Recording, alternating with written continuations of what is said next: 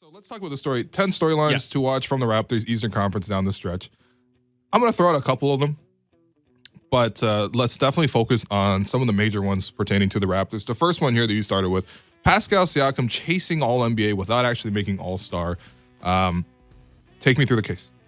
So, yeah, the case is, I mean, you just watch Pascal Siakam lately, right? Not even lately, like the last 2 months, 2.5 months. And he missed 13 games between the recovery from shoulder surgery and then being in health and safety protocols.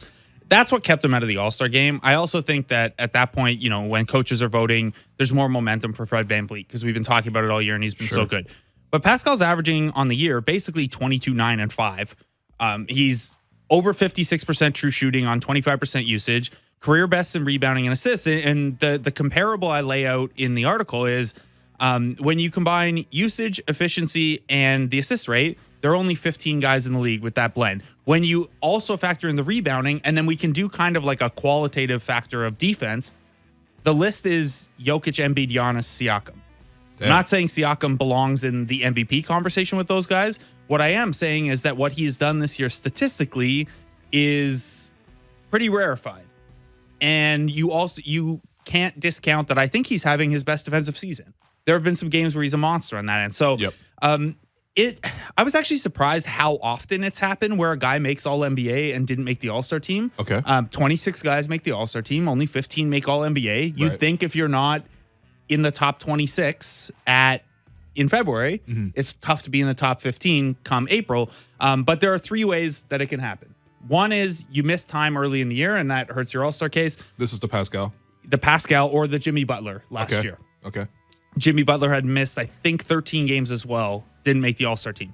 The second one is your team was really bad early on and then made a big push late. That's the Damian Lillard 2015-2016. They started, I think, 11-20. So he didn't have the All-Star buzz, and then they go on this crazy run and end up, I think, going to the second round of the playoffs. So that's the other one. Pascal doesn't have that. The Raptors started strong without him. That actually probably hurt his case early on, that the Raptors were pretty good out of the gate. Yeah. And the third one is be Rudy Gobert and nobody likes you, so you don't get voted to the All-Star game. He is incredibly unpopular. It's happened to him twice.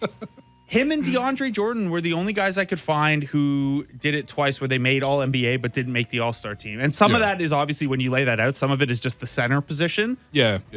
But also, it's definitely a component of people just don't like Rudy Gobert. Yeah, well, I mean, it's also like, you know, obviously they changed up the All-Star voting format. But before that, it was fans voting and then coaches getting you in. To be honest, coaches should be getting Rudy into the All-Star game just based on his defensive impact. But okay, I guess they chose not to. The funniest thing is that this happened to him 2 years in a row. So he didn't make the All-Star team, made All-NBA, and then come next All-Star time, the coaches were like, nah. Okay. Again.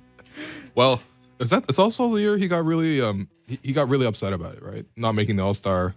And then I think players also clowned him for that reaction. Yeah, too. He's just not liked. Draymond was really on top of him. Yeah, I mean, and then after that, he invented COVID or whatever it was. Yeah, that happened.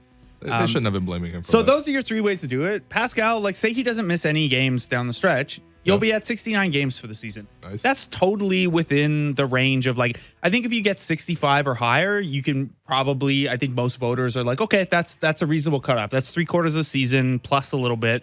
So I think he's going to have a good case. And obviously there's a lot of competition, but you look around at the forwards who would generally be in the mix, and Ben Simmons obviously hasn't played. Kevin Durant has missed a ton of time. Draymond Green's now missed a ton of time. Yep.